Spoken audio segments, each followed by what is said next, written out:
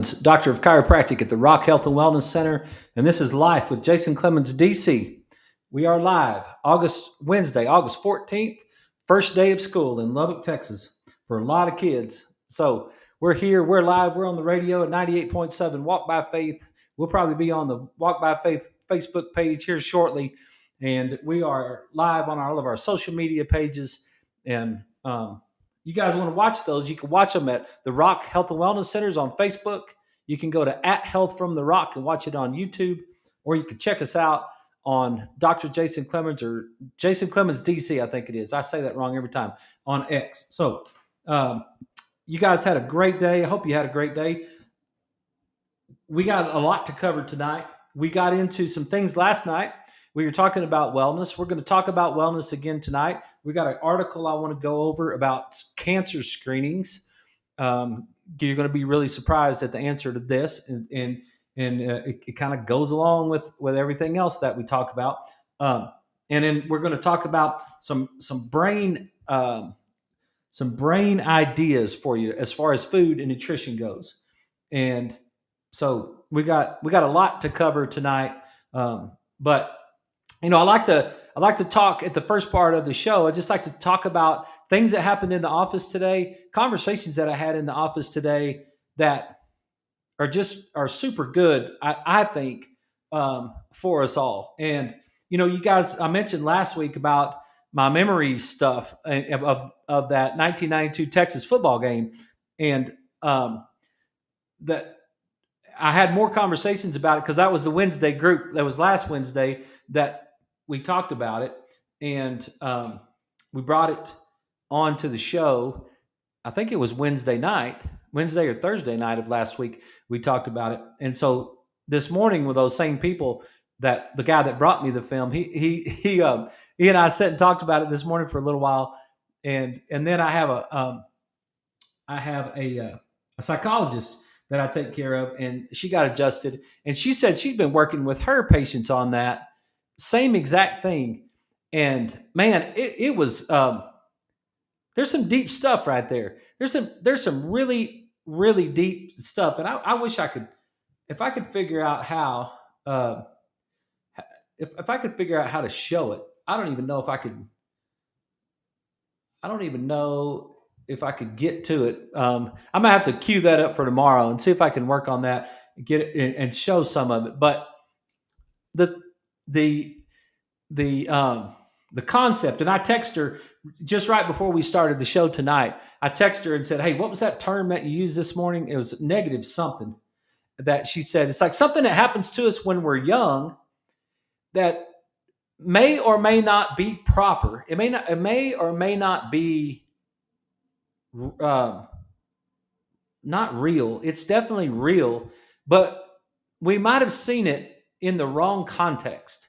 It might have been something that was in the wrong context that our mind fixated on and carried forward, and then we built an identity around that one particular thing that we carried forward, and it's affected the way that we've lived our entire lives.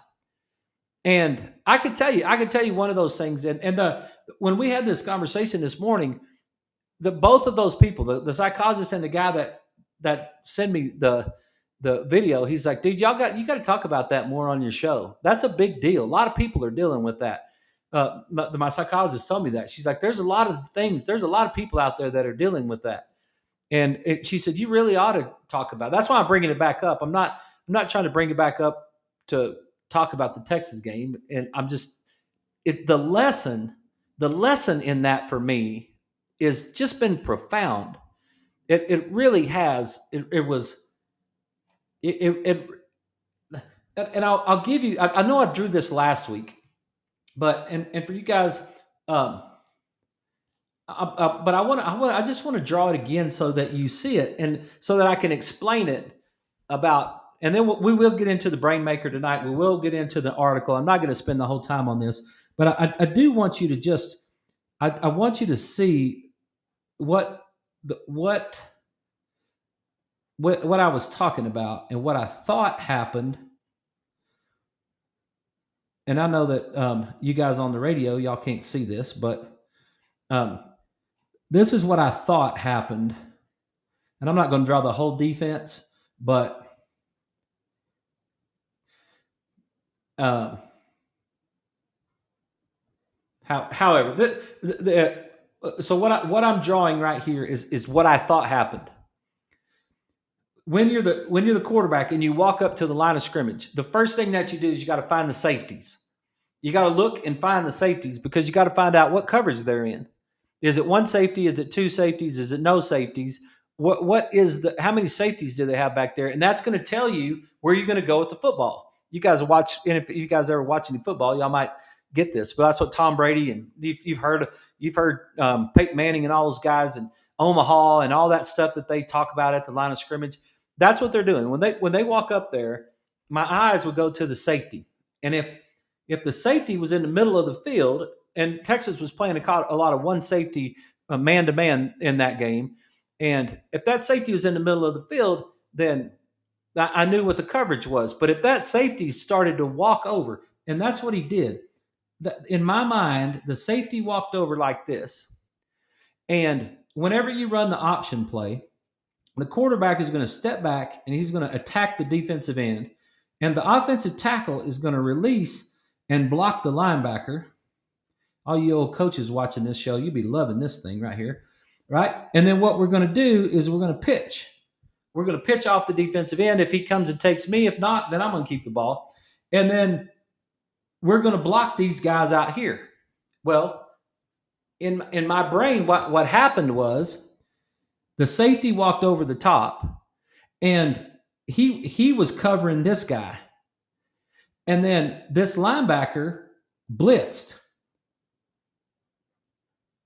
And I thought, when I walked up to the line of scrimmage, I saw what was happening. I saw the blitz.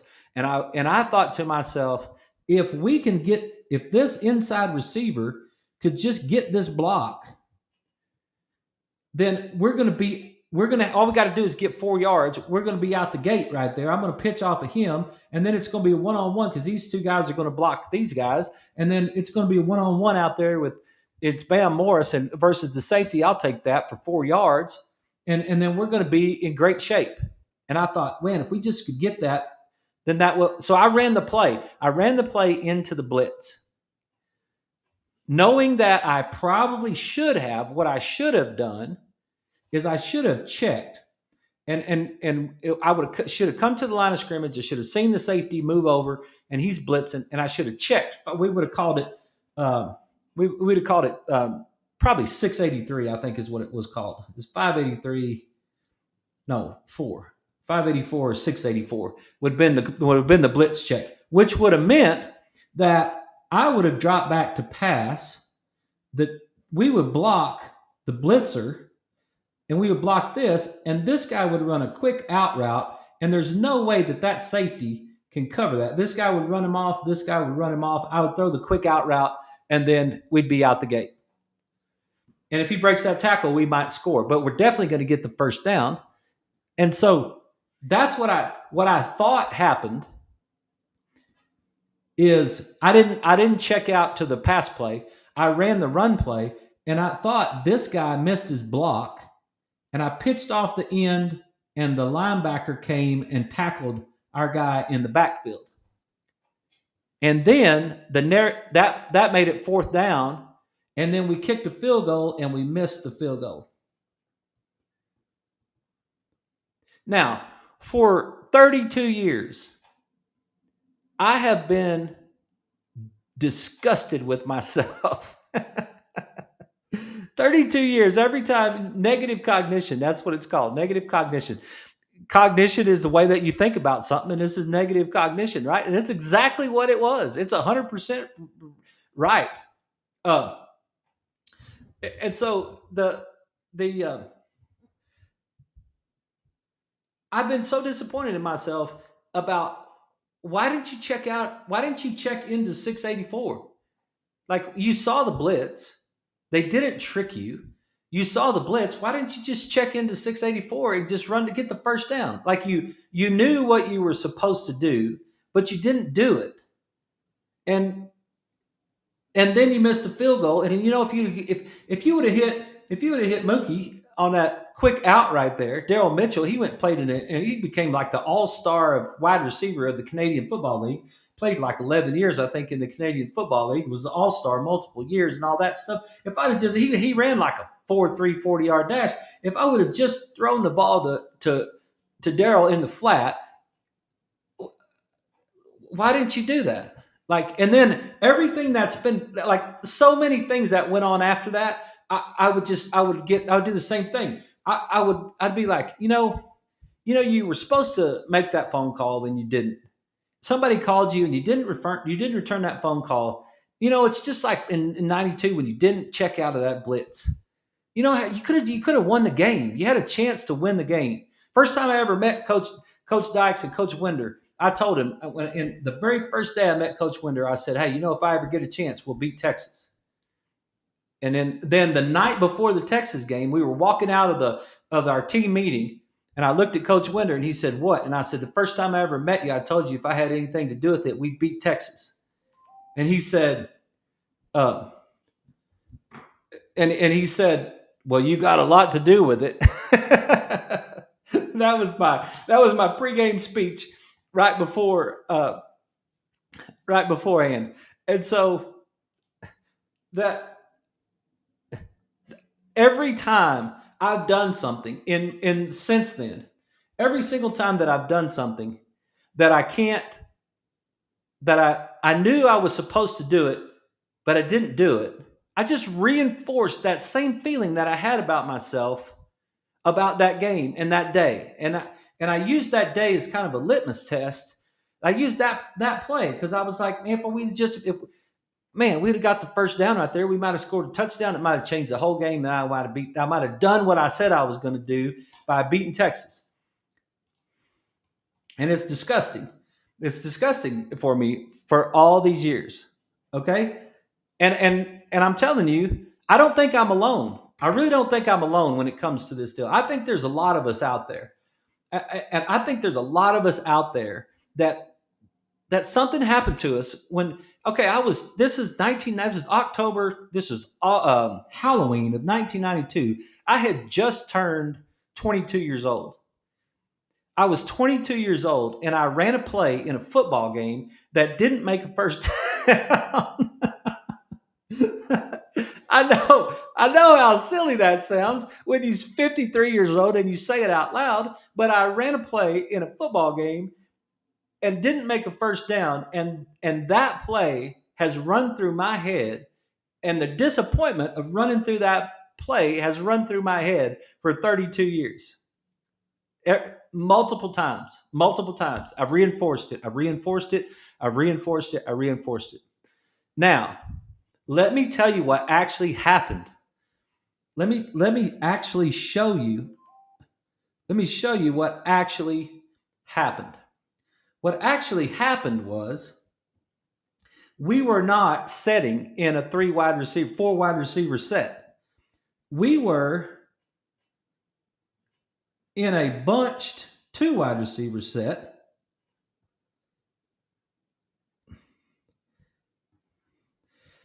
And they had a defensive end right here, and that linebacker was standing right there next to our tackle. And that safety wasn't walking over the top. He was standing right on top of our wide receiver right there. And there was a corner standing right on top of the wide receiver right there. We put this guy, the fullback in motion. I'm standing here. We put that guy in motion that way, which pulled the other safety across. So that's what it looked like over there on that side. And the linebacker was standing right here. Now, if I would have checked that 584, which is 684 check, that check to 684 now is way more difficult. I wouldn't have been able to. That wouldn't have been near as. That was a bump and run situation right there. And now I'm trying to ask this guy to run an out route versus a bump and run situation. That's going to be a way more difficult thing. What we're probably going to have to do is we're probably going to have to take a shot at the deep ball over the top of it. that we really don't have the same we really don't have the same situation as we did before. That check would have never that check wasn't as guaranteed as I remembered it being. Okay, that check wasn't as guaranteed as I remembered it being. And what ended up happening is our tackle slipped and went across and blocked nobody. He completely missed the linebacker. But both, I stepped back, I ran the option play, and this was number 4, Bam Morris, in the backfield. He was in the backfield with me. I had in my brain that Bam had gotten tackled out of bounds in the first quarter and didn't come back in the game. And I was abandoned by the guy who broke Earl Campbell's single season rushing record the next year. I was abandoned by the guy that got drafted and played in the Super Bowl against the Dallas Cowboys. I got abandoned by one of the best running backs that ever played at Texas Tech in the first quarter because he got tackled out of the bounds and hurt his leg. That's what I had in my brain for 32 years. I owe Bam an apology. That's not what happened. Bam was in the he was the tailback in the backfield when we ran the play in the third quarter. Bam played the whole game. He only missed one series. But I had it in my brain that he was out the whole game. I don't know where I made that up. But here's what happened. I backed up and I took off, and both of those defensive players came right at me. Both of them. That means that I blocked 2 guys myself just by attacking them right there. And then I pitched the ball. I pitched the ball to Bam. And what happened was we didn't get these blocks out here. These guys, and nobody blocked that dude. And that was Winford Tubbs that played for Texas, and he was a superstar linebacker. So now Bam's out here, and it's 3-on-1 because we didn't get these 2 blocks. Now those blocks were difficult. I understand that. There probably would have been better if I would have taken the shot deep. If I would have just dropped back, thrown it, tried to hit the deep ball, maybe create something. I mean, it just there wasn't an ideal. There wasn't a lot of great options. I might have had a better option, but our tackle didn't see that guy. If he would have slipped inside and made the block, if he would have just slipped inside and made the block, because he could have made that block, and then we get this. Now Bam's running free. My decision in the moment, in the split second moment, my decision to run that play really wasn't that bad. It didn't work out. We didn't make the first down, and it didn't work out. But looking back at it 32 years later and analyzing it with a little bit more maturity, that play just didn't work.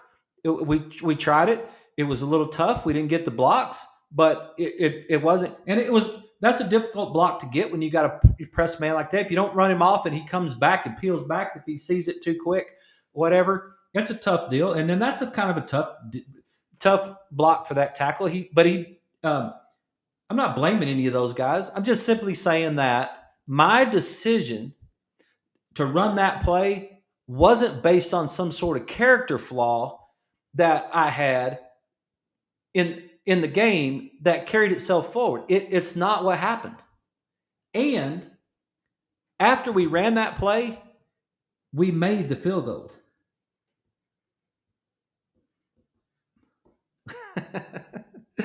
we scored on the drive anyway. We didn't score a touchdown, but we scored a field goal. And we got to the fourth quarter, and in the fourth quarter, it was 29-27. And I'll tell you what, if you told me today, hey, Jason, with 13 minutes to go in the fourth quarter, you're down 2. You're 29-27. You take it? Yeah. You know what else about that 29 that they had? At that point, our offense had given them 10 points. We fumbled the ball. They ran it into the end zone. We fumbled it again on the 25. They kicked a field goal. It should have been 19-27 at that time if we wouldn't have made the mistakes. But it was 29-27. The point I'm trying to make with that, and I may if I could do some work on it, I might do some work. and try to figure out, and get a little bit.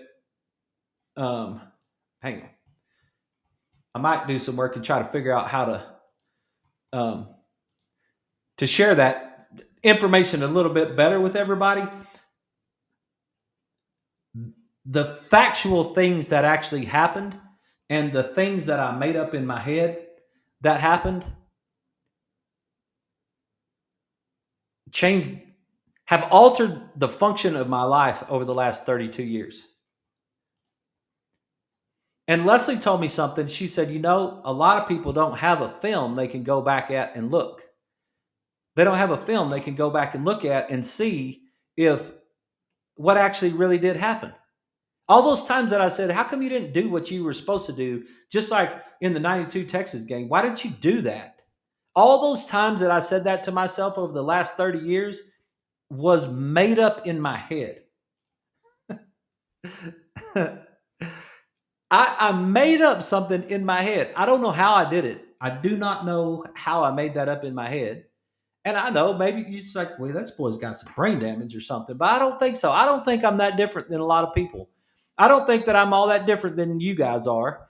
That we something happened to us. We defined it a certain way. We defined it a certain way 30 years ago, and we've lived with that definition. And whether that definition is actually real or not, it's made up in our head regardless. And if that event actually happened the way that we think it happened, or it didn't, it regardless, that's it. That's it. So, what's the moral of the story? What should we learn from that? Uh, we we should just learn that. Uh, let's live in the moment and let's go forward, and let's maybe let's maybe. I know it's going to be harder for you because you don't have a film. You don't have a film to go back and look at. But man, that's been a whole week now that I've just been analyzing the heck out of this situation. I've been looking at that, thinking to myself, golly, like all all those times that you beat yourself up over what happened when you were 22 years old, like maybe you could just let it go. I know all you guys that are in sports, all you athletes out there that are watching this, or everybody that's ever been in athletics, you know exactly what I'm talking about. Because I guarantee you got some plays in your life that you think you could have had over. You would have done it different yourself. And man, that's not true. What I didn't play, I made some bad throws. There's some throws I wish I had back. But when I went back and watched that game, I didn't play that bad. We lost the game, but I didn't play that bad. But regardless of whether I did play bad or I didn't play bad, that was 30 years ago, 32 years ago. Like, come on, man. Like, let's go. What's happening today? What are we doing today? What I can say the same thing about the way I feel about all those Snickers bars I ate for the last 30 years. I'm sick. I can't even explain that. I can't explain why I let myself get to 283 pounds. When I played that game, I probably weighed 185, not probably about 185 or 188 pounds when I played in that game. And then I went from 1992 to 2019, I almost gained 100 pounds. And I was a wellness doctor. And it's like, I don't understand why I did that. And I could sit here for the next 30 years and try to figure out why I did that. Or I could just make a mark. I could just take a pen and just say, you know what? I'm just going to make a mark through that. It's like that was yesterday. So, sometimes this show is self therapy. Okay, sometimes this show is more for me than it is for you. So that's great. If all you guys out there are looking at this and thinking this boy has lost his marbles, right? But I could do the same thing with chocolate. I could do the same thing with Reese's Cups. I could do the same thing with Bluebell ice cream. It's better as a memory. Go back and listen to Kenny Chesney's song, Better as a Memory Than As Your Man. It's better as a memory. I'm not interested in it. It doesn't serve me today. It doesn't serve me today to look back and be stressed out about why I didn't check out of that play that I made up in my head any more than it serves me today and worry about all that Bluebell ice cream that I ate all my life. It's like, dude, let's go forward. Let's win the day. That's what my phone says. That's what I don't know. It's like, dude, just you know it. It says win the day. That's what it's on my screensaver. It's like, come on, man, win the day. Win today. Let's play today. Let's play the game today. Let's all play the game today. Let's see if we can make today better. How can we do that? What are some of the things that we could do to make the day better? We just started school with all of our kids in Lubbock, right? What can we do to make their year better? What do you think? What do you think we could do in the morning, tomorrow morning, Thursday morning, second day of school? What do you think? Will we be better off if we feed our kids Lucky Charms and Pop Tarts? Or will we be better off if we got out of bed 15 minutes earlier? And if we don't have any groceries tonight, I know the grocery stores will be open till 9, 10, 11 o'clock tonight. You could go get you some eggs and some sausage tonight with some blueberries and a handful of nuts. You could have your kids in the morning. We could feed our kids some protein to get them started in the morning versus being lazy and feeding them some Pop-Tarts and some Lucky Charms tomorrow. We could win the day tomorrow just if we started off that way. And we could do that same thing for ourselves. We could actually win tonight. Some of y'all haven't eaten supper yet. I haven't eaten supper yet. I think almond crusted chicken is what we're having with some zucchini tonight. That's the I'll see if Leslie can get us the recipe for that. But we can win today with our health. And I had a conversation with a new patient today that his dad died from COVID. And it's like, that's a sickening thing to have that conversation, because I know that didn't have to happen. And it didn't have to happen if we could have taken our vitamin D, if we could have taken our fish oil, if we could have gotten our inflammation down, if we could get some exercise, right? What if I tried to win tomorrow? What if I was just going to say, you know what? I'm not going to worry about what I think happened yesterday. I'm just going to win tomorrow. I don't know. I think it's worth trying. I think it's worth thinking about. I think it's worth trying. I think we could carry it forward. Like, man, we just don't understand how dadgum good we could be if we just were as good as we could be. And that's what the poor taking health to church was on Monday night. That's exactly what that was all about. Taking health to church on Monday night was like, God's with us. He's like, Jason, come on, man. What do you want me to do? I sent Moses, I sent Joshua, I sent Jesus. I've died on a cross for you. What do you want me to do? I created a whole entire universe. I showed you pieces of it. Like, I'm with you. Just go win the day. Play like a champion tomorrow. Play like a champion every day. Quit worrying about what happened 32 years ago and just come on with it. Like, what would you do? What could we do? Right? We could be better. All right. That's enough. I'll stop. I'll stop preaching but yeah, I'll stop. Let's get to an article. Transition. It's a transition moment. The iced tea with stevia right here in my red Solo cup. So yeah. All right. This is one you're going to want to know about right here. Okay. This is an article that you're going to want to know about. And I want you to see where it comes from, because it's going to surprise you a little bit. And I'll switch it around right here so you can see it bigger. This comes from the Journal of the American Medical Association Internal Medicine, November 2023, volume 183, number 11, pages 1196 to 1203. Estimated lifetime gained with cancer screening test, a meta-analysis of randomized clinical trials. You know, last night when I was talking about all those, like some of that stuff with the vaccines and all that sort of thing, and I was talking about some of the things that goes on with in health and wellness, where it's about money and it's not about health, and you get the wrong people talking about the wrong thing. You get people that are motivated by the wrong things, and then now all of a sudden we get indoctrinated into this idea of health, and it's like this was some sort of this is some sort of health thing that's going on. Okay, so this is a bunch of MD PhDs PhD, MD, and six more. The study cites 44 references. The objective of the study was to estimate lifetime gained with cancer screenings. What they were trying to do is, say, hey, you're over 50, you got to get a colonoscopy. You got to get a mammogram. You got to get all these tests done. Okay. And they tell us that. Why? Why do they tell us that? Because you can keep yourself from dying from cancer. Okay. That may be true. Okay. There may be people that's true for. And I'm not here to say I'm not here trying to say one thing or the other. I'm trying to use this as a teaching tool that says, hey, sometimes there's some things that aren't necessarily real that they tell us about.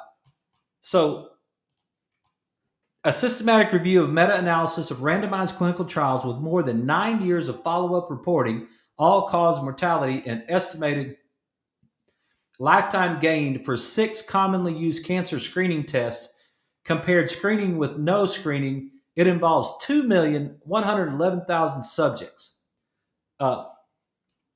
So the study quantifies whether the use of 6 commonly used cancer screening tests is associated with length of life. Follow-up was 10 years for CT, prostate-specific antigen testing, and colonoscopy, 13 years for mammograms, and 15 years for sigmoidoscopy and fecal occult blood testing, FOBT. Cancer screening tests are promoted to save lives by increasing longevity, but it is unknown whether people will live longer with commonly used cancer screening tests. Since the U.S. National Cancer Act was launched in 1971, cancer screening has been considered pivotal in cancer control and primary component to promote health in many countries. The 6 most commonly used cancer screening tests are, we said that, a mammogram, a PSA test for prostate cancer, this FOBT for colorectal cancer, endoscopy for colorectal cancer, and CT for lung cancer, and the pap smear for cervical cancer. Like all medical interventions, cancer screenings entails benefits and harms. Harms can occur at testing, such as perforation and bleeding during colorectal cancer screening, and at downstream diagnosis and treatment, such as septicemia due to transrectal biopsy in prostate cancer screenings, or complications from surgery, radiotherapy, or chemotherapy. Now, I want to say it one more time. I'm not the one saying this, okay? I'm reading this article from the American Medical Association, Internal Medicine. Harms may lead to premature death. So there's the findings. Here's the findings. It's going to blow your mind right here. We found no statistically significant outcomes for longevity with mammogram screenings and FOBT screenings with yearly or biannual screenings. Colonoscopy screenings and PSA screenings may have an association with longevity of about 5 weeks. Lung cancer screenings among smokers or former smokers have an association with longevity of about 5 weeks. Meaning, of the 2 million people that they tested or they followed on these 10 and 13-year follow-ups, the ones that got screening outlived the other ones by about 5 weeks on average. One test significantly prolonged life and longevity by 110 days. There was no significant difference following a mammogram, prostate cancer screening, colonoscopy, FOBT screening every year or every other year, and lung cancer screening. I don't know if that surprises you or not. I don't know if you've ever thought about it. They say, well, you're 50 years old, you got to go get a colonoscopy. And it's like, nope, not all of us. And not all of us are interested in that. Some of you guys are. I'm not saying one way or the other. I'm just presenting some ideas to you that when we're talking about wellness, we should talk about wellness with wellness people, and we should talk about doing well things. I think that's something that we might want to do. I'll just jump down. Well, let's go to logic. Some individuals prolong their life due to these screening tests. Okay? Without screening, these patients may have died of cancer because it would have been detected at a later incurable stage. These patients experience a gain in lifetime. However, other individuals experience a lifetime loss due to screening. This loss is caused by harms associated with the screening or with the treatment of screening detected cancers. For example, due to colon perforation during colonoscopy or myocardial infarction following a radial prostatectomy. For 5 of the 6 screening tests investigated herein, the findings suggest that most individuals will not have any gain in longevity. Most individuals, it might save one person's life, but it might shorten another person's life.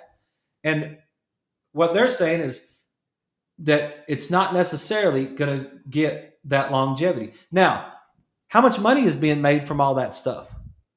And it's like right on time, right? It's right on time. You got to do this. You got to do this. You got to go get that tested. You got to go get that tested. And there's a lot of that stuff done, and there's a lot of that stuff that's done by non-wellness people. Here's the conclusions. This meta-analysis suggests that claims that screening saved lives are not substantiated by the current best available evidence.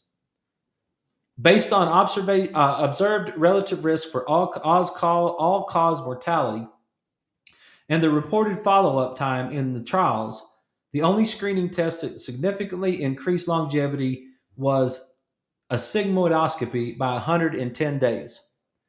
The findings of this meta-analysis suggest that current evidence does not substantiate the claim that common cancer screening tests save lives by extending lifetime, except possibly for colorectal cancer screening with a sigmoidoscopy.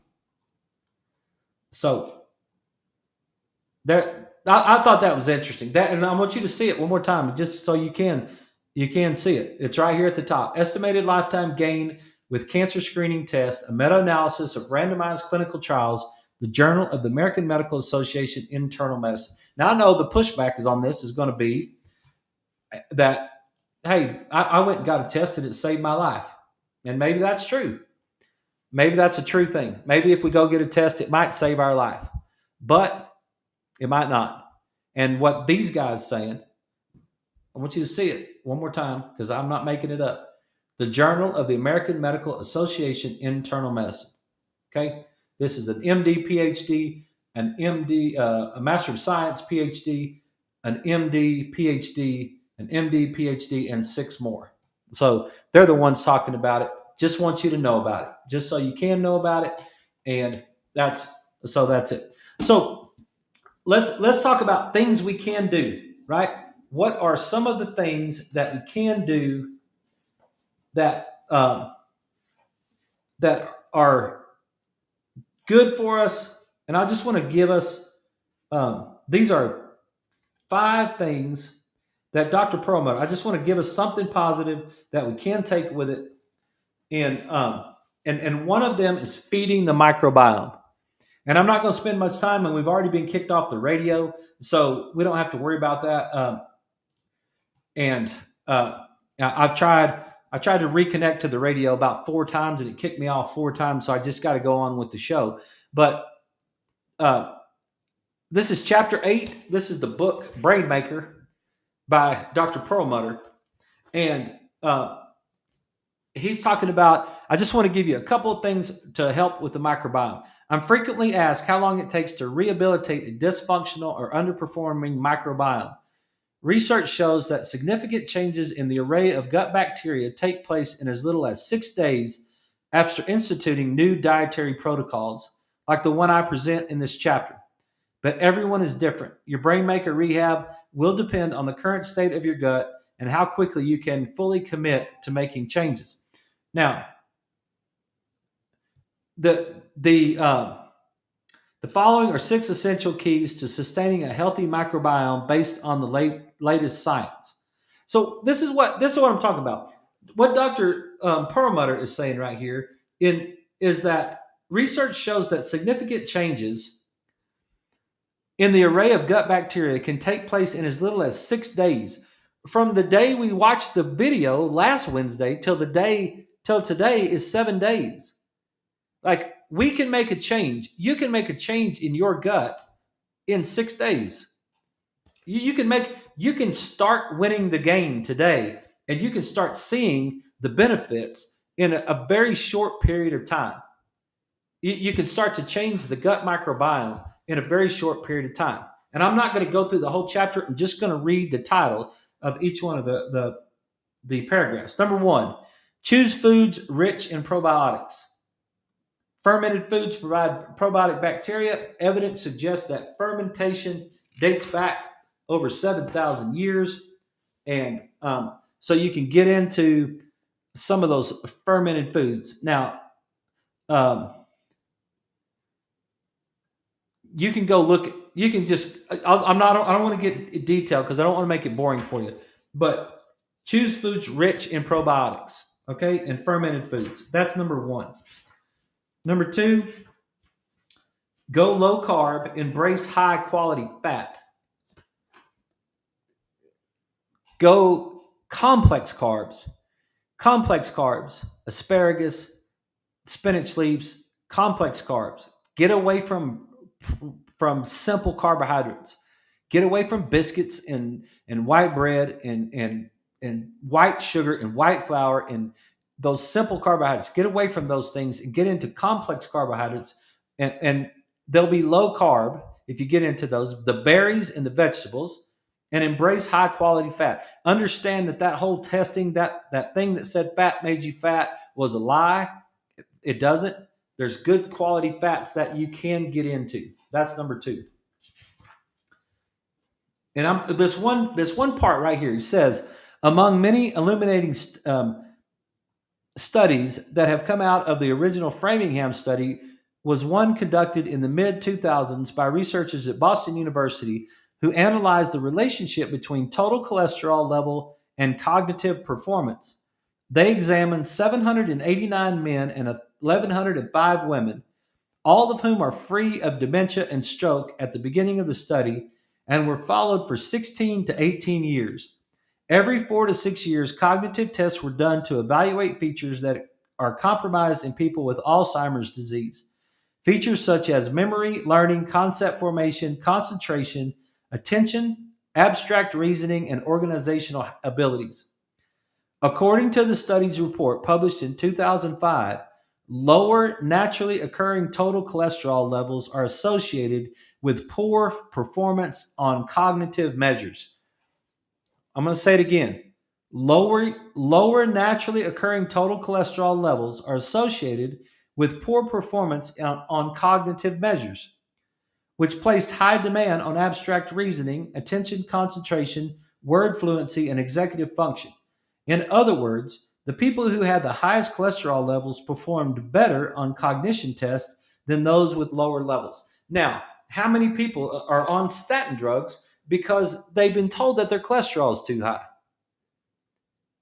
A lot of them, right? And that, according to this in Dr. Perlmutter's book, and Dr. Perlmutter is an MD. It's like you guys know who that is, Dr. David Perlmutter. Yep. So there's some good stuff right there, right? There's good fats, and there's also cholesterol. It's like, look, your body will handle it, and it's patching up holes in your blood vessels anyway, and the holes in your blood vessels are usually caused from too many refined carbohydrates. Okay, all right. Brain maker foods: vegetables, leafy green and lettuces, collards, spinach, broccoli, kale, chard, cabbage, onions, mushrooms, cauliflower, Brussels sprouts, artichokes, alfalfa sprouts, green beans, celery, bok choy, radishes, watercress, turnips, asparagus, garlic, leek, fennel, shallots, scallions, ginger. I don't know that word. Jicama, parsley, and water chestnuts. Low sugar fruits: avocado, bell pepper, cucumber, tomato, zucchini, squash, pumpkin, eggplant, lemon, and limes. Fermented foods: yogurt, pickled fruits and vegetables, kimchi, sauerkraut, fermented meat, fish, and eggs. Healthy fat: extra virgin olive oil, sesame oil, coconut oil, grass fed tallow, and organic pasture fed butter. Ghee, almond milk, avocados, coconuts, olives, and nuts, and nut butters. Stay away from the peanut butter. As I said that. Flaxseed, sunflower, pumpkin, sesame, chia. Proteins: whole eggs, wild fish. All those things we talk about, right? That's what we're looking for. Shellfish, mollusk, lobster, not so much. Grass fed meat, fowl, poultry, and pork. Eat that wild stuff. Stay away from that. Stay away from that farm raised stuff. Herbs and seasoning and condiments, mustard, horseradish, tapenade, and salsa if they're free of gluten. So those were the main ones. And then he actually says, this is Dr. Perlmutter, and I hate to say this out loud because you know how much I disagree with this right here, but he says, enjoy your wine, tea, coffee, and chocolate. Okay. Um, Tea, coffee with no sugar, and I don't know if I agree with him on that wine. I got enough evidence that says we should stay away from that wine. Plus, if you just enjoy your tea and your coffee, I'll even give you the chocolate. And it's the dark chocolate, right? It's that dark chocolate that you want, and to stay away from that sugar chocolate. Okay. Number 4, choose foods rich in prebiotics, and that's all your fiber stuff, right? You want to make sure you got enough fiber. That's basically what prebiotics is talking about. And number 5 is drink filtered water. Number 6, fast every season. Do a fast every once in a while. Don't necessarily have to do it all the time, but it doesn't hurt anything to do it every once in a while.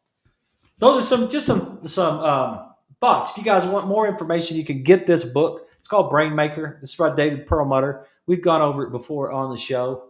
It's a good stuff. There's a bunch of stuff in it. It's one of the books that was in my Dan Murphy stuff. And yeah, we're going to cut it a little short tonight, just because we're not bound by the radio station. We got this covered. I don't want to drag it on. If you got any questions, if there's anything I can help you with, if there's anything you want to talk to me about, send me a message, send me a text, 806-794-0400. I'll be glad to visit with you. If you live in Lubbock and you need a chiropractor and you want a wellness place, this is what we're all about.